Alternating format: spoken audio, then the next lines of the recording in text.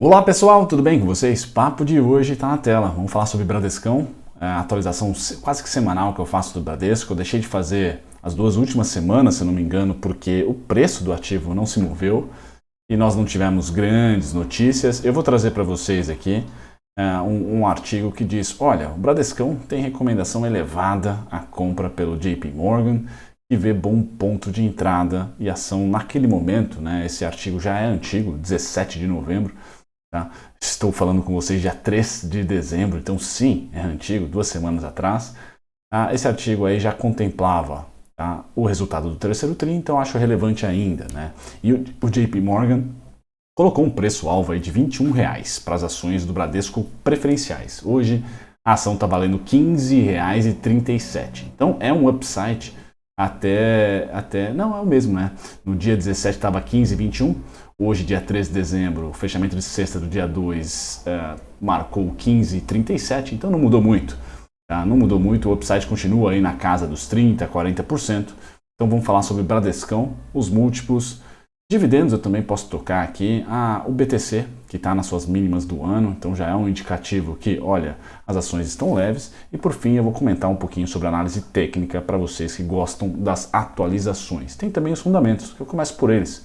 Por sinal. Então aqui, pessoal, a DRE do fundamentei.com, o site que eu pego aqui esses dados de DRE, e eu trago para vocês que, olha, o Bradesco já esteve pior em relação à sua política de PDD, tá? Em 2016, 2017 e em 2020.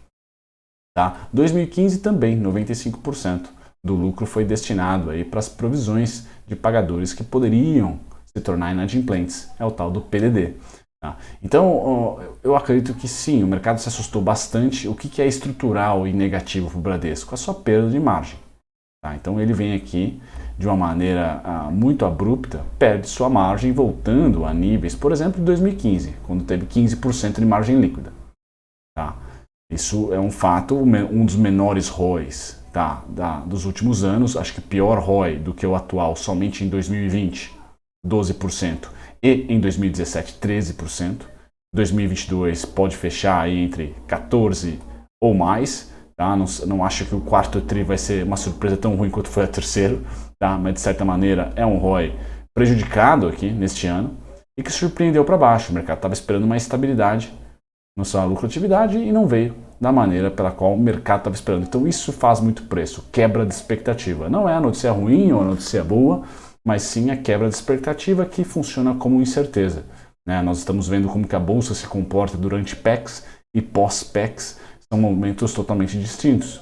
Tá? E todas as PECs foram, entre aspas, ruins para o mercado que é fiscalista, porque o fiscal fica ali, o teto é arrombado, aquela coisa toda. Só que depois, quando a notícia já é um fato sabido, conhecido pela sociedade, bum, o mercado vai lá e reprecifica os ativos de maneira bem violenta. Então é por isso até que eu acho que nós temos ainda um fôlego para mais uma subida curtinha no Ibovespa, pós-PEC, pós-ministro, ou seja, pós-incertezas. Eu acho que quebra de expectativa funciona como incerteza, aquele choque de realidade fazendo muito preço, distorcendo os preços e para uns baita oportunidade, para outros não. Tá? O fato é que o Bradescão não segue o mesmo compasso do Itaú.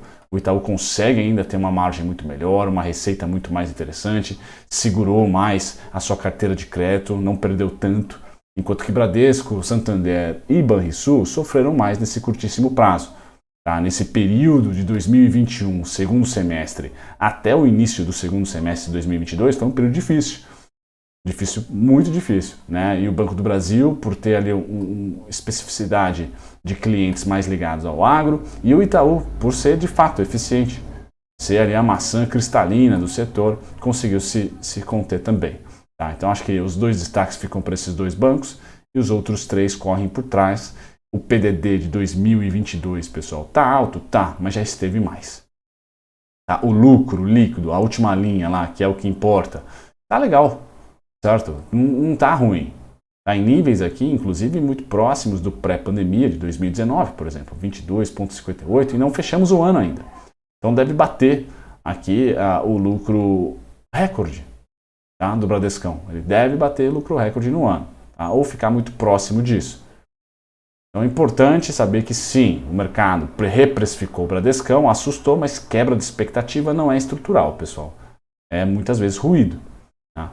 Os seus múltiplos, e é um dos fatores pelos quais o JP fala, olha, eu quero comprar a Bradescão, é o tal do PVP. Tá? Quando eu olho para o PVP aqui no scanner da Bolsa, vocês podem pegar outras fontes aí, o PVP está muito próximo de 1, realmente como está no artigo. Tá? 1,02. E segundo o JP, tá? O PVP só esteve nesses níveis durante 3 períodos. Recessão brasileira 2015-2016, Covid-19 e resultados após resultados do terceiro trimestre de 2022. Então, também há um pouco de estatística lógica, a equipe de research do JP é muito mais competente do que quem vos fala.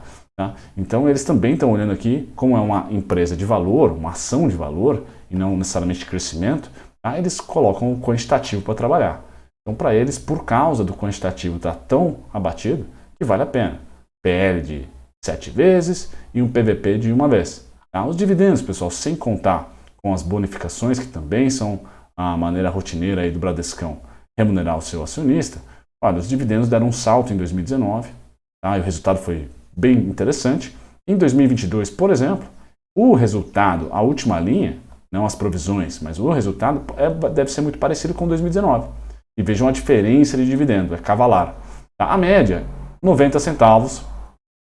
Tá? Me parece que é uma média bem interessante para você ter anualizada, 90 centavos líquido. Aqui o scanner da Bolsa põe os dividendos líquidos. Então, tirando as bonificações, aqui é só dividendo, pessoal. Esperar 90 centavos por ano, tirando 6% aí, Barça e Bazin, vocês vão ter um preço teto de R$15. Hoje, a empresa está negociando a R$15,37. Ou seja, se você investir hoje com a expectativa de renda passiva de 90 centavos por ação a cada 12 meses, tira 6% dessa expectativa, qual que é o preço máximo que você aceita pagar? R$15. Tá? Então está muito próximo de um desconto também aqui em dividendos. Tá? Agora, nosso novo parceiro, o Trade Hunter, que eu venho trazendo para vocês também, para quem é de curto prazo, né? Como é que está os aluguéis de ações? É a parte vermelha. Pessoal, teve um salto pós-resultado? Teve, mas já voltou à normalidade. Então, o ruído, tá? Se fosse estrutural, teríamos aqui mais vendas. Não, parece que chegamos em um ponto aqui de suporte. Tecnicamente pode cair mais, pessoal? Vou mostrar, pode. Tá? Mas não deve ser sustentável as próximas quedas. Tá? Não deve ser sustentável, pelo menos não é o que o fluxo está me mostrando. BTC são as ações alugadas, o pessoal que está apostando na queda do ativo. Tá? Então, eu acho interessante, acho que dá também para a gente colocar aqui o put to call ratio, né? Quantas puts e calls em aberto para o ativo. Eu vou pesquisar, está aqui na tela já. Vou pesquisar o Bradescão para a gente colocar o Bradesco 4, olha, dá um zoom para vocês aqui, no Put to Call Ratio. Então nós temos para a Bradescão 4, nós temos mais calls, bem mais calls abertas, vocês estão vendo aqui, tá bem mais calls abertas, 220 milhões de calls abertas, creio eu que seja esse número aqui, tá? Em relação às puts. Então mais pessoas apostando na compra do que na venda. Então tem aqui um upside, um desequilíbrio no put-call ratio aqui, favorável aos compradores. Era meio óbvio, né? Depois de uma queda tão forte, mas o importante, pessoal, é que já passamos 3 semanas, 2 semanas aí do resultado. Tá? Então, 2 semanas não, 3 semanas. Resultado é esse, agora Bradesco 3, né? Análise técnica para vocês. Aquele site que vocês acabaram de ver, pessoal, é o Trade Hunter, link na descrição sempre. Todos os parceiros têm o seu link representado na descrição. Tá? Então, semana do resultado, aí passou 1, 2, 3 semanas. É um gráfico semanal esse. Então veja que o mercado está lutando. Tá? Fato é, tecnicamente, pessoal, até onde nós podemos ter aqui, por exemplo, não pelos fundamentos, tá? Mas por algum risco Brasil que seja, tá? Ou dia específico. Aqui, ó. 12, 7, 11, 30, 10, 57, 10 e 7, 8, 78. Para o Bradesco 3, esses são os pontos que eu tenho. Não passa dali. Certo? Para mim, não faz sentido esperar. Então, vender put, tá certo? Pode ser uma estratégia abaixo dos 12, abaixo dos 11,30 eu acho mais bacana ainda, porque eu realmente gostaria de ser exercido aqui, caso vença abaixo, né? Com um preço abaixo, eu gostaria de comprar de fato ali. Tá? É a barganha, Bradesco 3 esse. O Bradesco que foi o meu trade aqui dos bancos, em 13 e não era 43 porque teve dividendos, mas era 13 alguma coisinha e foi muito bem até os nossos alvos. Tá? 17,31, 17,68. O Bradesco 3, pessoal, na minha análise, ele é bem mais técnico do que o 4. Tá? Então eu prefiro mais o Bradesco 3, inclusive, do que o BBDC 4, para as especulações em bancos que eu gosto de fazer, essas ações vovôs aí, que para mim tem volatilidade porque eu sigo os fluxos, né? Então, seguindo o fluxo, esses são os pontos terminais de queda. Para cima, pessoal, a treta é muito grande dos 15,90 aos 17,68, sem dúvida nenhuma. Tá? Agora, para o longo prazo, você holder, olha, eu não rebalancearia, tá, o Bradesco nessas regiões aqui, ó, dos 16 aos 17. Eu iria junto com o Bancão, mas o Bancão falou do Bradesco 4, tá? Tô falando do Bradesco 3. Mas eu também teria para o Bradesco 3, pessoal, a máxima histórica. Um reteste, pelo menos, entre 27, 21,97 e 23. Tá? Esses pontos que eu coloco aqui é mais para você trader ou agressivo, tá? Que faz trades com opção, tá? Com opções, ou de repente faz rebalanceamento mesmo. Eu não quero fazer rebalanceamento, não gostaria de fazer rebalanceamento aqui. Tá? Bradesco 4, agora para finalizar, pessoal, é muito parecido. Tá? Ele foi só menos técnico, porque no Bradesco 4 também tinha aqui vários pontos nos 21. Sim, eu apaguei eles por sinal. A partir dos 20,55 em diante, já era para realizar um pouquinho de lucro. Mas eu tinha o 22,32 também. Eu achava que ele ia dar uma beliscada aqui. Bom, e é justamente nos 22,32 aos 24,23 que é alvo para o longo prazo. Agora, o curtíssimo, natural, pode vir aqui, ó, 12,87, 14,2. Tá? Qual que é a diferença que eu vejo para o Bradesco 3? O Bradesco 3, pela natureza de volatilidade, ele pode romper a mínima da pandemia. O 4, eu não tenho esse cenário. Eu acho que ele para aqui nos 12,87, 13,53, 13,99, 14,2. Então ali estariam minhas vendas de put, por exemplo, e alvo para um rebote deste ano aqui, aqui, ó, 18,77, 19,57, 20,55, tá? E depois, para o longo prazo, aí sim, um reteste dessa máxima. Tá? Um reteste dessa máxima. Por que eu acho que vai retestar a máxima, pessoal? Porque lá em 2011, 12, os bancos fizeram um reteste das máximas. Tá? E eu acredito que o cenário para o ano que vem é positivo ainda para os bancos. Tá? Positivo ainda para os bancos. A depender, inclusive, de quanto vai ser liberado no fiscal. Tá? A consequência de curto prazo é sempre muito positiva. Por isso que o fiscal faz preço de curtíssimo prazo. A gente vê o Ibovespa pós-PEC sempre subir.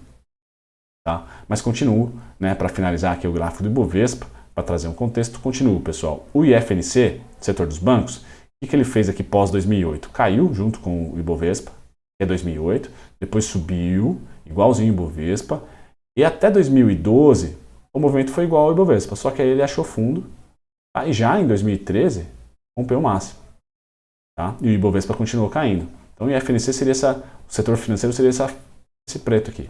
Eu acho que vai acontecer a mesma coisa. Tá? Por hora, estão andando mais ou menos que junto, tirando o Banco do Brasil e Bradescão. Tá?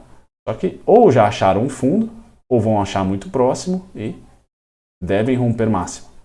Devem romper máximo, porque eles se aproveitam desse cenário de juros altos, tá? E ainda crescimento econômico. E esse crescimento econômico pode vir, assim como foi 2021 final e 2022 a partir de março, mas principalmente 2022 a partir de março, a partir de um fiscal expansionista. Tá? Nós estamos expansionistas desde março de 2022 principalmente, mas PEC dos precatórios foi o início. Tá? E 2023 me parece que vamos continuar expansionista. Tá? O Roberto Campos vai estar apertando juros, tá? E o Palácio do Planalto vai estar liberando crédito subsidiado, tá? E também manutenção de benefícios. Então é importante saber dessa dinâmica. Eu acho que dinheiro vai continuar caro, mas vai ter ainda uma procura. Tá? O grande desafio do Brasil, né, não falando de mercado de capitais, mas de economia ano que vem, pessoal, é manter crescimento, tá? Enquanto ainda a inflação baixa. Só tem uma tática para isso, duas, né? Uma é renúncia fiscal, que nem foi feita pelo governo esse ano, mas vocês viram aí que já no final do ano não tinha nem papel para fazer passaporte, então em troca de um superávit primário fechou-se todas as torneiras.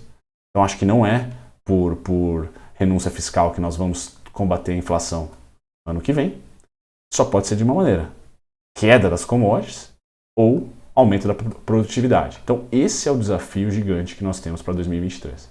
Tá? Mas durante a gente saber o que vai acontecer, se o fiscal estiver ligado, os bancos se dão bem. Por isso que eles podem destoar aqui do índice Bovespa. Se as commodities caírem, por exemplo, eles podem continuar fazendo nova máxima, sem problema nenhum. Certo? É isso, pessoal. Um abração. Até o próximo vídeo. Tchau, tchau.